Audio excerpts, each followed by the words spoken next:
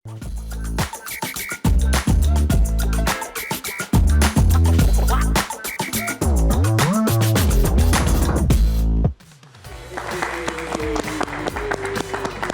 malam Aumania. Selamat datang lagi di Midnight Live. Apa kabar penonton? Baik dong. Malam Jumat nih. Kita akan bahas yang horor-horor. Roroh-roroh. Horor-horor. Iya. Ada narkoba. Aduh. Horor tuh. Wow. Ada paham ekstrim. Ada juga film horor. Oh, horor beneran. Ada juga yang lebih horor. Apa tuh? Saldonya kering, tagihannya bikin pusing. Bener. Daripada pusing kita tidur aja. Enggak lah. Kita nonton Midnight Live.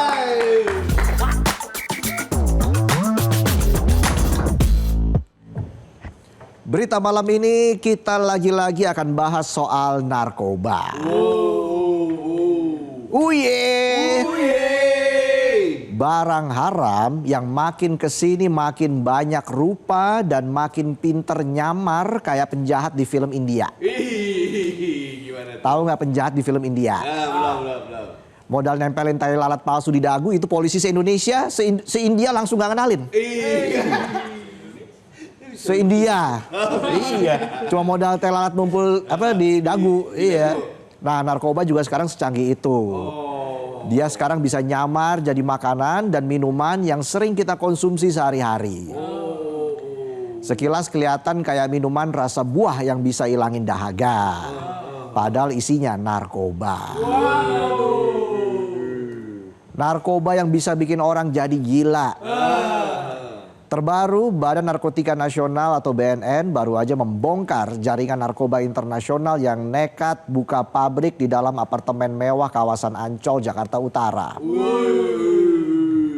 Lokasi ini ternyata dijadiin pusat produksi narkoba jenis baru yang lagi diwaspadai, yaitu Happy Water dan Liquid Vape yang berisi narkoba. Happy Water. Apanya happy hour ya? Baru juga Happy New Year. Belum Happy Birthday. Udah ada yang birthday? Belum. Dari tahun lalu belum ada yang ulang tahun. Bulan deh. Makanya kalau ulang tahun itu setahun sekali. Jangan dirapel. Jadi Happy Water adalah jenis narkoba oplosan yang terdiri dari berbagai macam zat berbahaya seperti metamfetamin, MDMA atau MDMA, tramadol, ketamin, dan kafein. Sementara liquid vape narkoba berisi zat etomidet yang juga berbahaya. Jadi zat etomidet ini termasuk golongan anestesi yang biasa digunakan pada saat operasi. Zat ini bisa memblokir sinyal nyeri di otak. Tapi sayangnya zat ini tidak bisa memblokir judol. Komdigi yang bisa. Bisa gak sih? Uye. Balik lagi ke soal penggerbekan. Jadi di apartemen di Jakut itu petugas menyita sejumlah barang bukti, diantaranya 2010 bungkus serbuk Happy Water dan 85 unit cartridge vape isi narkoba siap edar. Penyidik juga menemukan sekitar 13.000 ml bahan baku narkoba plus hampir 10.000 cartridge vape siap isi. BNN menyebut dari jumlah barang bukti tersebut, jaringan ini diperkirakan mampu memproduksi ribuan cartridge narkoba dalam waktu singkat. Canggih banget. Kita benerin cartridge printer aja tangan kita belepotan. Gimana kalau cartridge narkoba? Masa depan kita yang belepotan. BNN bilang buat nipu petugas di lapangan, para pelaku sengaja mengemas serbuk Happy Water dengan bungkus minuman energi saset yang kalau dilihat mirip sama minuman yang suka dijual di warung-warung. Tapi sasetan yang ini dijualnya 2-6 juta rupiah per saset. Nah, penonton kalau nemu minuman saset harganya 6 juta, jangan mau. Nggak akan kebeli juga. Jangankan satu saset, satu butir aja mikir-mikir. Satu saset 6 juta. Lagian buat apa beli minuman satu saset 6 juta? Bukannya happy, saldo lo sepi. Iya Sementara itu khusus untuk liquid vape, mereka sudah menyiapkan merek dengan nama Love In. Yang satu cartridge-nya dijual dengan harga 2 sampai 5 juta rupiah. Rencananya barang haram ini bakal disebar ke tempat-tempat hiburan malam dengan target anak-anak muda atau para pengguna vape. Waduh, ini calon-calon generasi emas Indonesia tahun 2045 banyak banget cobaannya ya. Mulai dari pinjol, judol, madol. Tahu madol nggak lo? Gen Z lo berarti tahu madol. Generasi zompo. Bolos sekolah tuh madol. Sekarang generasi muda kita juga terus dicekokin sama narkoboy berkedok liquid dan minuman saset. Zaman sekarang emang banyak yang berkedok. Banyak yang cari muka. Emang mukanya di mana? Ketinggalan di kereta tuh muka. Bisa. Udah kayak tumbler. Jangan-jangan mukanya warnanya biru tantrum ya. Masalah penyalahgunaan narkoba di Indonesia memang sudah ada di level yang mengkhawatirkan. Berdasarkan data, pengguna narkoba di Indonesia mengalami peningkatan sekitar 0,3% di tahun 2025. Yang bikin lebih miris, penggunanya didominasi oleh kelompok usia produktif, khususnya remaja di rentang usia 15 sampai 24 tahun, yang jumlahnya mencapai 312.000 terpapar narkoba. Kalau ini terus dibiarkan, bisa-bisa Indonesia emas berubah jadi Indonesia lemas. Ya bayangin, satu jenis zat aja udah bahaya. Lah ini semua zatnya dicampur kayak gado-gado. Yang satu nyuruh melek, yang satu lagi nyuruh teler, yang satu nyuruh rileks. Nah ada lagi satu lagi nih nyuruh panik. Ujung-ujungnya badan sama otak ngeheng. Bisa. Gerakan gak sinkron. Muka pelangap-longo. Diajak ngomong cuma bisa jawab ya. Ngerinya lagi, happy water dan liquid narkoboy dampak bahayanya sangat tinggi karena bisa menyebabkan penggunanya kena serangan jantung, hipertensi, sampai kejang-kejang kayak kesurupan. Gak cuma fisik, happy water juga bisa bikin penggunanya halusinasi parah bahkan gangguan jiwa. Intinya kena mental. Ya kalau cuma pengen kena mental, nggak usah beli happy water. Dengerin omongan pejabat blunder aja kena mental kita. Tapi pejabatnya nggak mental-mental. Masalah happy water dan vape narkoba ini ternyata bukan cuma jadi urusan di Indonesia, tapi udah jadi fokus internasional. Lembaga PBB urusan narkoba UNODC bahkan udah ngasih peringatan soal perubahan produksi narkoba sintetis di Asia Tenggara. Salah satunya lewat happy water yang mengandung berbagai zat psikoaktif dalam kombinasi dan konsentrasi yang bervariasi. Dalam kasus penggerebekan narkoba di Jakarta Utara, BNN sudah menangkap 4 orang tersangka yang semuanya warga negara Indonesia. Peran mereka macam-macam, mulai dari kurir buat ambil bahan-bahan, juru racik, sampai bohir alias penyandang dana. Bukan main jaringannya, sampai ada bohirnya. Udah kayak mau nyalek. BNN juga masih mengejar 2 orang warga negara asing yang udah masuk daftar buron alias DPO yang diduga kuat merupakan bagian dari jaringan narkoba internasional Cina Malaysia yang jadi otak di balik perdagangan barang haram ini. Penggerebekan pabrik di apartemen mewah Ancol ini jadi cerminan kalau narkoba zaman sekarang gak cuma nongkrong di gang-gang gelap, tapi udah ekspansi ke cara yang lebih elit dengan kemasan yang lebih rapi tapi manipulatif. Ibarat maling dulu masuk lompat pagar.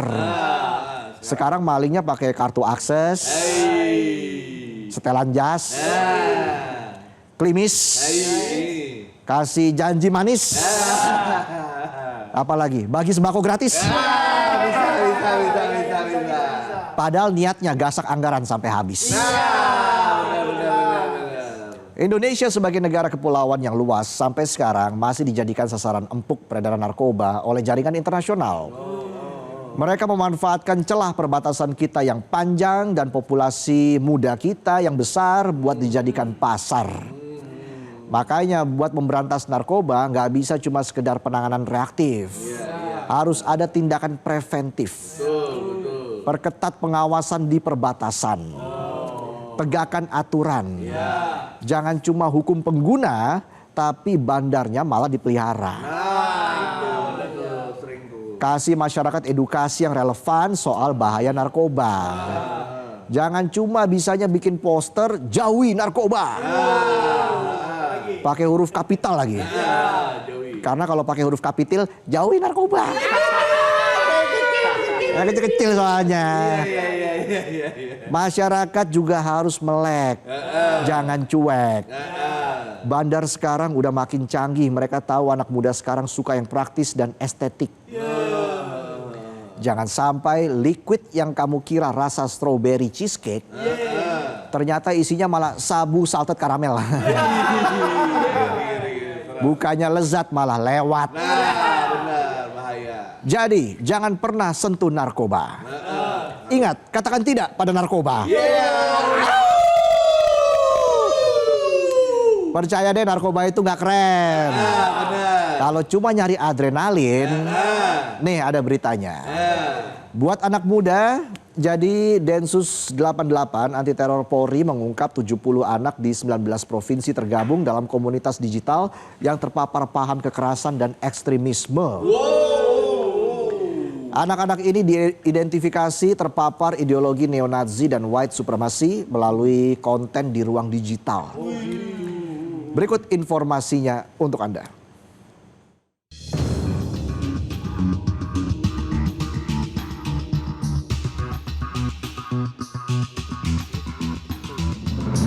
Polri melalui detasemen khusus atau Densus 88 anti teror mengungkap sebanyak 70 anak di 19 provinsi teridentifikasi tergabung dalam komunitas True Crime Community atau TCC yang berisi diskusi kekerasan ekstrim. Sebaran 19 provinsi tersebut diantaranya Jakarta 15 anak, Lampung 2 anak, Banten 2 anak, Jawa Barat 12 anak, Daerah Istimewa Yogyakarta 1 anak, dan Jawa Tengah 9 anak. Sebanyak 67 anak telah mendapatkan penanganan dan intervensi awal. Propaganda kekerasan di media sosial dikemas menarik dan menyasar anak-anak dalam masa pencarian identitas. Densus 88 juga mengungkap upaya pencegahan aksi kekerasan di sejumlah daerah. Salah satunya tren yang berkembang melalui media sosial di kalangan remaja yaitu komunitas True Crime atau The True Crime Community. Komunitas ini tidak didirikan oleh tokoh, pendiri, organisasi maupun institusi, tetapi dia tumbuh secara sporadis seiring dengan perkembangan media digital yang merupakan pertemuan antara minat seseorang terhadap kekerasan, sensasionalisme media, dan ruang digital yang transnasional. Sebaran usia anak berkisar antara 11 hingga 18 tahun didominasi usia 15 tahun atau masa transisi SMP ke SMA. Dari pengamatan intelijen Ridwan Habib menyebut sejumlah anak telah teracuni ideologi ekstrim termasuk paham neonazi dan supremasi kulit putih. In disguise, kalau tidak ada SMA 72 itu mungkin ini tidak terungkap dan bisa saja terjadi satu hal yang lebih besar dari ini. Alhamdulillah, jadi ini ada satu sisi yang harus kita syukuri. Tapi di sisi lain ini juga merupakan keprihatinan kita bersama. Ternyata bahwa di bawah tanah atau secara clandestine, secara senyap, anak-anak kita ini ternyata sudah terracuni atau terrecokin dengan ideologi ekstrim yang berbahaya. Nah, termasuk juga neonazi dan white supremacy yang menginspirasi pada kekerasan ekstrim. Jadi, sebagai bentuk pencegahan komprehensif, pemerintah tengah menyusun aksi nasional penanganan anak terpapar konten kekerasan di ruang digital. Kebijakan ini dirancang melibatkan lintas kementerian dan lembaga termasuk Kementerian Pendidikan Dasar dan Menengah, KPAI, Kemensos, dan Polri. Memang perempuan dan anak ini juga menjadi kelompok rentan terpapar, baik terpapar kepada paham-paham kekerasan maupun terhadap paham-paham radikal terorisme. Nah, ini juga terus mengkaitkan sehingga kami bersama-sama kementerian lembaga sudah menyusun tadi Pak, kesepakatan ada sekitar 20 kementerian lembaga yang untuk sama-sama kita menyusun rencana aksi nasional pencegahan dan penanggulangan ekstremisme. Kasus ini menjadi peringatan serius atas ancaman kekerasan di ruang digital yang menyasar anak-anak. Adapun Tim Liputan, Metro TV.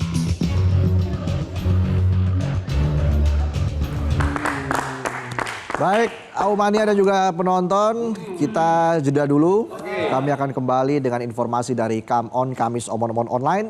Jadi tetaplah di Midnight Live.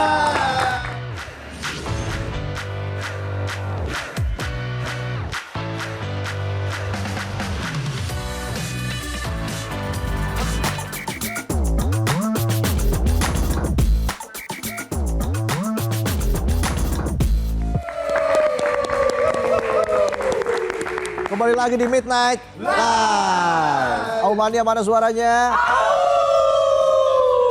Nah, saatnya kita akan masuk ke segmen Come On Kamis Omon-Omon Online. Kita akan ngobrol bareng Aumania. Ini dia Come On.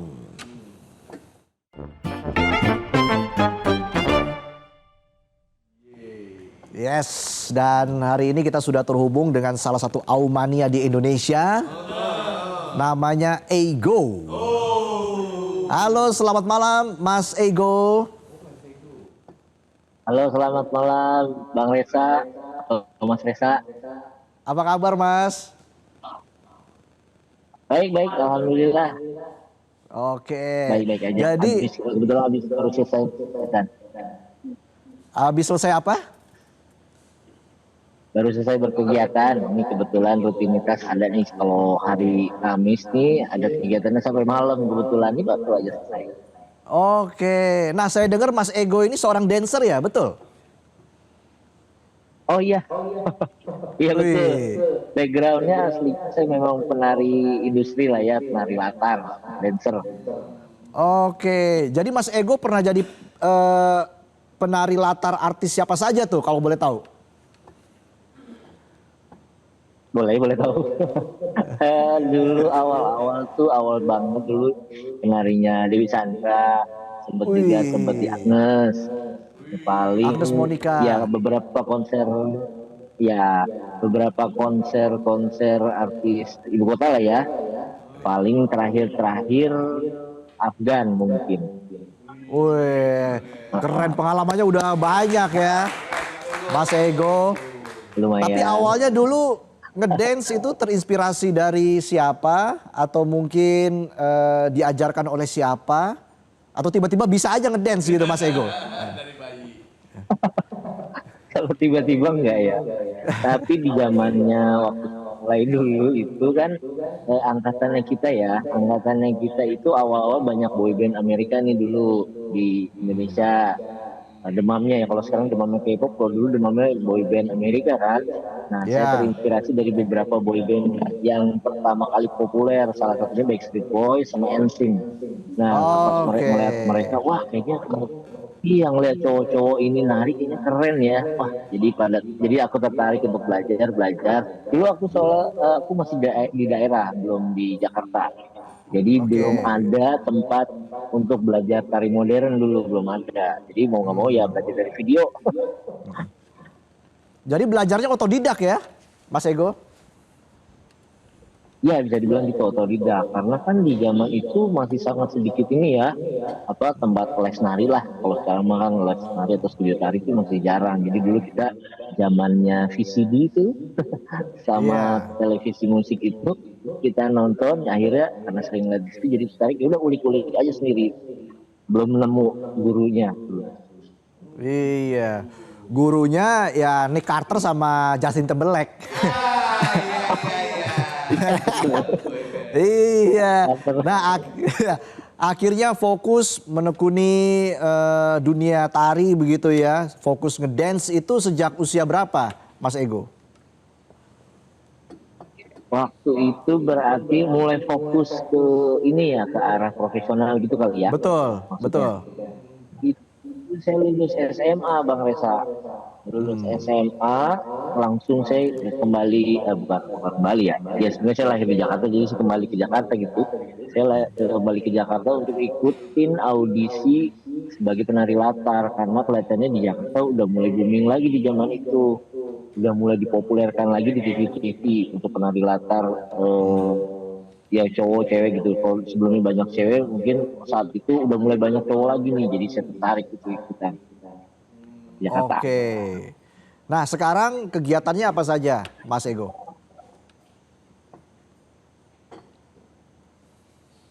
Kalau untuk perform nari udah nggak terlalu sering karena kebetulan kemarin-kemarin udah mulai belok nih, banyak tawaran untuk mengajar di kayak tempat kegiatan anak kecil misalnya, kalau siang sekolah malam di pusat kegiatan pusat kebugaran untuk dewasa gitu, tempat gym, tempat fitness.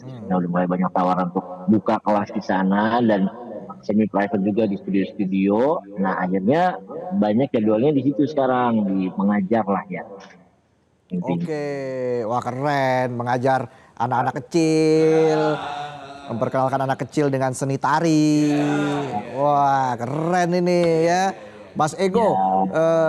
Jadi selama ngajar ada nggak pengalaman lucu atau pengalaman menarik, atau dalam karir Mas Ego pengalaman yang paling tidak bisa dilupakan itu ada nggak? Pengalaman yang tidak bisa dilupakan sebenarnya ada banyak ya, karena ya lumayan saya selalu menikmati tuh setiap perjalanan karir lah ya, setiap show-shownya, karena setiap show itu pasti ada unik-uniknya sendiri, kayak konser pasti ketemu momen-momen lucu, ketemu dengan fansnya artis-artis yang lagi kita iringin. Itu pasti ada lucu-lucunya banyak, kayak kita ikutan dikejar-kejar padahal mereka ngejar artis kita karena kita lagi bareng artisnya, jadi berasa kita kayak dikejar-kejar kayak gitu. Tetap Terus aja kalau dikejar-kejar akhir-akhir ya. ini keseruannya iya keseruannya dikejar-kejar. Kalau akhir-akhir ini keseruannya sama ini komunitas ibu-ibu misalnya. Nah sekarang tuh jadi seru-seruannya, banyak ketawa-ketawanya di kelas-kelas yang sama ibu-ibu, karena sekarang banyak sekali ibu-ibu yang tertarik untuk apa ya, olahraga sebenarnya, tapi mereka tidak mau yang pusing, yang ribet, pengennya yang fun. Akhirnya ikut olahraganya dalam bentuk kelas dance gitu. Sekarang itu jadi keseruan baru lagi tuh sekarang. Banyak ketawa-ketawanya. Iya. Wah, jadi banyak pengalaman baru lagi, sekalian menambah wawasan dan ilmu. Itu. Iya, Nah, relasi ya. dan relasi, ya penting itu ya. Iya. Zaman sekarang memang jaringan harus diperluas ya. Mas Ego, apa yang menjadi harapan Mas Ego di masa depan atau mimpi besar Mas Ego setelah bertahun-tahun menekuni seni tari? Kalau mungkin banyak nih ya, sedikit mewakili mungkin Diko dan komunitas saya, supaya mimpi kami itu sebagai penari lebih dilihat lah. Tapi alhamdulillah nih kayak setahun terakhir ini teman-teman saya mulai membuat apa ya, semacam lembaga untuk menaungi dancer-dancer di ibu kota khususnya dan di Indonesia pada umumnya, udah mulai apa ya, semacam diresmikan gitu, yang mulai ada perhatian juga dari pemerintah. Tapi kebetulan saya juga belum terlalu update sama hal itu. Tapi maksudnya harapan kami sih sebagai penari latar khususnya itu lebih terperhatikan saja, ini itunya, lika-likunya. Iya. kan kalau orang hanya mengenal di TV ya, wah oh ini artisnya, penyanyinya. Ya kami sih pengen ngarepnya ya orang juga lebih kenal, khususnya para dancer-dancer atau ya orang yang suka tari di Indonesia lebih aware lagi, lebih notice gitu. Wah iya ternyata dancer-dancer di Indonesia tuh banyak sekali yang bagus-bagus. Akhirnya mereka juga tidak hanya berkiblat pada dancer luar seperti itu. Dan supaya dancer Indonesia juga lebih mendunia ya, kayak di YouTube kan sekarang udah bisa fasilitas seperti dancer luar. Iya. Gitu. Semoga makin terus berkembang ya seni tari dan juga para pelakunya, karena sudah ada lembaganya kan, tinggal dijaga konsisten, Ya. sukses terus pokoknya deh buat Mas Ego. Nah, Mas Ego ini kan juga seorang Aumania. Apa harapannya? Apa harapannya Mas Ego untuk Midnight Live ke depan? Yang pasti gini, pasti Bang Reza juga tahu ya, sudah dapat banyak feedback dari netizen dan pemirsa. Kalau program ini nih apa ya, bikin anak muda yang tadinya nggak terlalu tidak terlalu berurusan atau mengurusi urusan yang ada kaitannya dengan kenegaraan, dengan Indonesia, dengan perkembangan yang terjadi di sekitar negara kita, jadi aware gitu. Jadi gara-gara pembawaan Bang Reza kali ya. Sampai saya juga kalau di kelas suka ke bawah tuh, tahu gitu Bang. Itu gara-gara penonton yang ada di sini. Iya. Tapi tetap Bang, terus tetap seperti inilah programnya, harus konsisten Bang Reza sebagai Bang Reza, karena ini udah keren banget orang jadi aware gitu sama informasi seputar di negara kita gara-gara pembawaannya. Mungkin ini kan nggak berat ya, cara membawakan beritanya nggak yang berat banget sih, pusing banget kayak yang gitu kan kalau program ini. Oke, pokoknya kita sama-sama mendoakan agar tetap sukses ke depan ya Mas Ego. Semakin lancar kegiatannya Mas Ego dan juga semakin maju untuk dunia seni tari di Indonesia. Kita kasih tepuk tangan untuk Mas Ego. Yeay. Sampai jumpa lagi Mas Ego, sehat selalu. Dan tentunya setelah jeda kita akan bahas yang horor-horor. Malam Jumat bro. Kita bahas film horor. Aulia Sarah akan hadir di Midnight Live. Yeay. Jadi tetaplah di Midnight Live.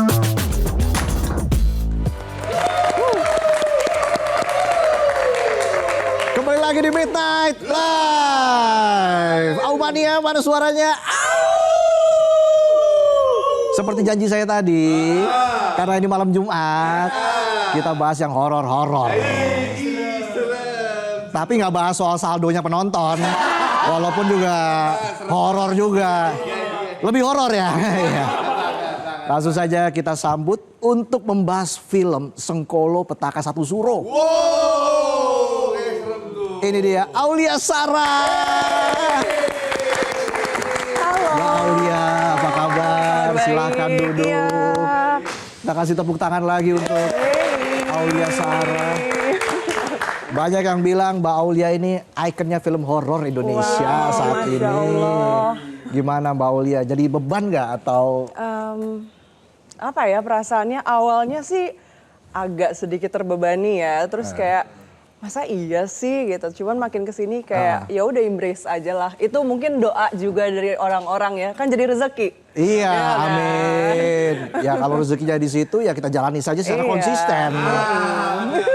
Jadi memang bukan apa ya, bukan hobinya main film horor atau tawarannya memang ada di film horor sejauh ini? Sejauh ini ya tawarannya jadi lebih banyak di film horor. Mungkin karena auranya juga horor kali ya. Enggak. Enggak. Kalau saya tanya kayak gini saya rela digentayangin. Oke. Jadi di film Sengkolo Petaka Satu Suro ini Aulia memerankan bidan Rahayu yang emosinya jauh lebih dalam dari peran-peran horor sebelumnya. Betul. Apa yang lebih dalam dari peran-peran sebelumnya? Yang bikin dalam itu karena di film ini aku harus membawakan karakter Rahayu dengan emosi yang berlayer. Gitu. Emosi yang berlayer. Berlayer. Dia tuh bukan cuman seorang perempuan yang berduka, tapi dia seorang istri, seorang ibu, terus juga dia seorang bidan yang selalu menolong banyak orang. Gitu kan banyak banget nih tugasnya ya kan. Iya. Tapi dia harus kelihatan baik-baik aja gitu. Oke. Padahal sebenarnya dalamnya sih campur aduk lah, gado-gado, banyak masalah segala macam gitu. Jadi sangat menantang, lebih menantang dari peran-peran sebelumnya di film horor. Dan karakter dia tuh kalau misalkan marah atau ngerasa kesel nggak langsung dikeluarin. Dia tuh mendem semuanya. Mendem. Jadi kasih lihat ke orang tuh kayaknya dia baik-baik aja gitu. Mbak Aulia apakah begitu juga kalau ada masalah suka dipendem? Itu Atau lebih dikeluarkan saja, diceritakan ya? itu kayaknya perempuan gak sih kayak gitu? Oh gitu. Kan maunya dimengerti kan tanpa Iya, harus iya. ngomong.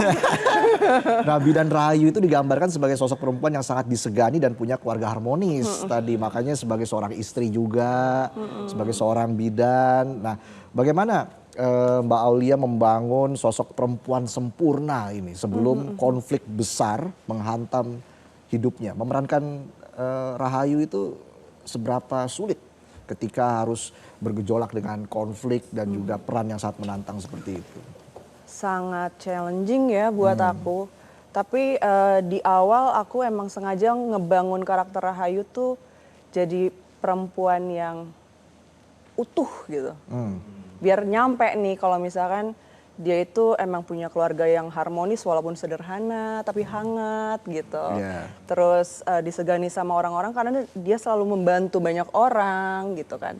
Jadi penonton tuh di awal ngeliatnya kayak stabil nih hidupnya, baik-baik aja nih baik-baik gitu. aja ya. Pas ketemu konflik baru tuh dar gitu.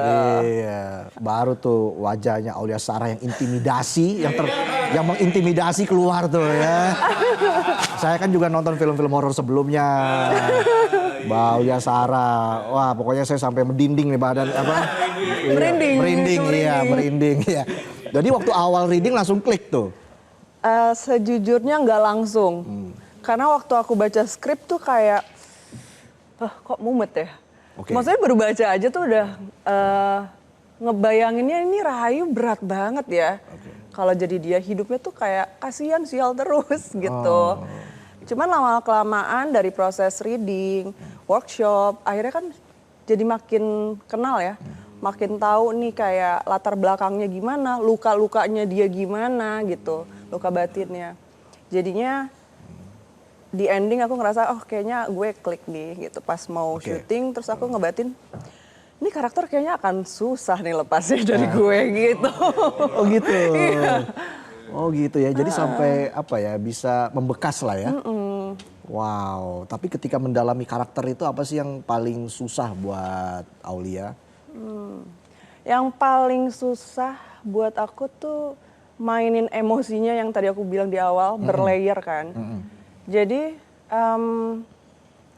apa ya? Kayak dia menjadi manusia utuh, tapi nanti juga ada dia yang split jadi apa ya? Jadi itulah Ya pokoknya makanya. nanti nonton 22 Januari.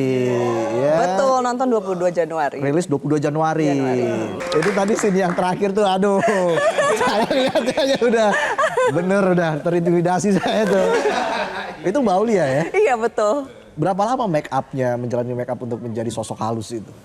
Tim makeup efeknya tuh ada banyak orangnya. Jadi sekali ngerjain langsung dikeroyok kan. Jadi cepat, nggak sampai 1 jam. Oke. Nggak sampai 1 jam. Wow. Iya loh, benar-benar Aulia Sarah banget itu tadi. Waduh. Iya, kayak intimidasi dan sebagainya tuh terasa banget buat penonton. Makanya nonton ya. Pernah ke bioskop nggak sih? Takutnya nggak pernah ke bioskop, Mbak. Iya. Nah, tadi susah ya kata Aulia tadi sempat susah untuk switch off dari peran. Itu berapa lama susah untuk switch off dari peran? Begitu aku selesai syuting ini sih biasanya kalau di judul-judul sebelumnya langsung bisa lepasin karakternya. Untuk Rahayu justru aku kayak berhari-hari baru bisa balik lagi ke Aulia Sarah. Oh ya? Iya. Berhari-hari? Berhari-hari. Karena menurut aku kayak konflik hidupnya dia tuh kayak deket banget, relate banget sama kehidupan sehari-hari kan. Dan dia mengalami kehilangan. Dan jadi kayak grievingnya tuh kelamaan gitu aku ya. Jadi kayak sedih, kehilangan gitu. Terus sampai orang-orang deketnya Aulia bilang kenapa kamu gitu nggak? Enggak sih, udah ngerti lah. Oh gitu ya, oke. Rumah sih udah ngerti. Selama syuting film horor punya pengalaman mistis nggak? Selama syuting horor ya. Apapun itu ya, film-film yang sebelumnya juga. Alhamdulillah sih enggak ya. Malah aku ngerasanya kalau di judul Sengkolo ini malah banyak kejadian-kejadian lucu kalau aku ya ngalamin ya. Oh ya? Ada satu yang aku sampai sekarang tuh inget dan kalau ceritain tuh selalu aduh ya ampun kenapa gue ngalamin ini gitu. Jadi waktu itu aku di makeup effect itu kan yang tadi di trailer. Dengan soft lens yang kalau misalkan dipakai tuh udah burem matanya. Terus tiap scene itu aku udah nggak boleh pakai alas kaki ya, nyeker gitu. Terus gelap kan malam harus jalannya agak cepat dalam keadaan tangannya gini kan. Nah itu dia. Jalannya cepet gitu. Pas lagi jalan cep gitu. Aku ngerasa kayak nginjak sesuatu gitu. Terus lama-lama kok ada aroma semerbak naik ke atas gitu. Ternyata kotoran kucing. Oh. Itu pertama kalinya kuntilanak keinjek tai kucing ini ya. Iya, iya. Oh gitu ya. Belum pernah nih, ini adegan belum pernah di film-film horor sebelumnya. Itu di horor sih, itu merinding sih. Merinding. Itu merinding. Merinding. Dan di film ini juga ada adegan kesurupan. Betul. Ini pertama kalinya. Pertama kali. Oke. Pertama kali. Jadi kayak harus switch on, switch off. Jadi manusia terus bentar kesurupan. Balik lagi manusia lagi, kesurupan lagi. Oh ya, wow. Gitu, itu menguras emosi, tenaga segala Benar. macam. Menguras fisik. Banget. Dan saat itu bagaimana membangun chemistry dengan teman-teman aktor yang lain? Apakah ada tantangan tersendiri atau seperti apa? Alhamdulillah teman-teman yang main di sini tuh semuanya aku kebanyakan udah kenal semua kan. Oke. Gitu, dan udah beberapa kali lah project bareng sama mereka sebelumnya. Aku sih ngerasa aman banget chemistry-nya gitu, dan kita langsung nyambung, terus kayak mau bikin apa sesuatu buat kita tambahin misalnya biar lebih lengkap lagi, diskusi gitu. Dan ketika melihat hasilnya di layar, gimana perasaan Aulia? Perasaannya kayak agak kaget ya, agak kaget kayak wow kasihan sekali Rahayu gitu. Semakin jadi mikirin Rahayu banget lah gitu. Iya. Kasihan, Lebih ke Rahayunya justru ya. Iya, lebih ke Rahayunya. Karena konflik yang dialami kan banyak banget. Banyak banget. Itu dia. Nah kalau dibandingkan dengan film horor-horor sebelumnya, apa yang perbedaan signifikan apa yang ditemui oleh Aulia dari film ini dengan film-film horor sebelumnya? Yang membedakan mungkin di film horor aku yang sebelumnya itu fokusnya lebih di ketegangan atau misalnya teror gitu, jump scare dan lain-lain ya. Kalau di sini lebih kayak fokusnya tuh ke rasa sih, ke rasa gitu, emosinya, terus kayak konflik-konflik yang dia rasakan. Jadi kayak lebih relate ke manusia gitu loh. Dan menurut aku kayak masalah-masalah yang dialamin sama Rahayu itu jauh lebih mengerikan sih daripada hantu-hantunya gitu. Jangan-jangan penonton nanti lebih tersentuh daripada takut ya? Dua-duanya. Dua-duanya? Justru dua-duanya. Akan ngerasa takut banget, tapi juga at the same time akan ngerasa tersentuh karena nggak tahu ya, aku sih yakin orang bakalan nontonnya tuh jadi kasihan sama empati. Iya. Gitu, kayak lukanya tuh terlalu banyak, terlalu berat gitu untuk dipikul sendirian. Karena di kehidupan nyata juga mungkin Aulia tidak pernah menemukan sosok seperti ini ya. Hanya ada di film ini begitu. Dan ini juga menjadi apa ya, menjadi pengembangan dari kemampuan seorang aktor ya, yang pasti banyak pelajaran yang diambil oleh Aulia di sini. Tapi pelajaran yang paling berharga yang bisa diambil dari film ini oleh seorang Aulia Sarah tuh seperti apa? Pelajaran yang paling berharga yang aku ambil dari film ini, aku ngerasa kayak ternyata manusia tuh yang terlihat kuat, sebenarnya dia belum tentu baik-baik aja, ya kan? Terus ini juga penting sih. Aku ngerasa kayaknya meminta tolong atau meminta pertolongan sama orang lain itu jauh lebih penting ketimbang kayak ya dipendem. Ya kan? Itu akan menyelamatkan diri lo sendiri gitu. Daripada lo cuma mendem, tahu-tahu bom waktu dar gitu kan. Hasilnya apa kan pasti nggak bagus gitu. Iya. Jadi kesehatan mental itu penting. Penting. Biar nggak mental. Aduh, Harapannya untuk film ini apa, Aulia? Harapannya ya buat para penonton ya. Kenapa penonton harus nonton Sengkolo Petaka Satu Suro? Aku berharap orang-orang nih nanti kalau misalnya mau nonton film Sengkolo Petaka Satu Suro, mereka tuh bukan cuman ngerasa takut gitu. Tapi juga kayak mereka tuh akan merasakan juga perasaan-perasaan dari karakter-karakter yang main di dalam filmnya. Semua rasanya tuh perasaannya nyampe gitu. Oke. Terus biar mereka juga bisa lihat kalau di film ini Rahayu tuh bukan monster, tapi dia manusia yang punya banyak luka. Itu kan banyak banget di luar sana kan orang-orang yang sebenarnya terluka tapi tidak terlihat. Iya. Dan tidak mendapat bantuan gitu kan. Jadi jangan sungkan juga untuk bercerita Iya. atau menyuarakan keluh kesahnya kepada orang-orang terdekat. Nah ini kan tahun baru tahun 2026 ya. Ada resolusi khusus nggak untuk tahun ini dari Aulia? Aku resolusinya pengen hidup lebih sehat aja sih. Hai, Iya. itu Karena penting. penting kalau misalnya kita nggak sehat, kita nggak bisa ngapa-ngapain kan. Benar, Ya, benar. yang utama sehat sih. Sehat ya. Sehat secara fisik, sehat secara mental. Mental. Biar nggak mental. Itu. Jangan lupa saksikan Sengkolo Petaka 1 Suro 22 Januari 2026. Di bioskop kesayangan Anda bersama Aulia Sarah. Sekali lagi terima kasih Aulia sudah hadir di Midnight Live. Semoga nggak kapok ya. Enggak dong. Penontonnya cuma 3 ya gini-gini aja ya. Yang penting bisa happy. Keren. Kita jeda dulu, kami akan kembali saat lagi, tetaplah di Midnight Live.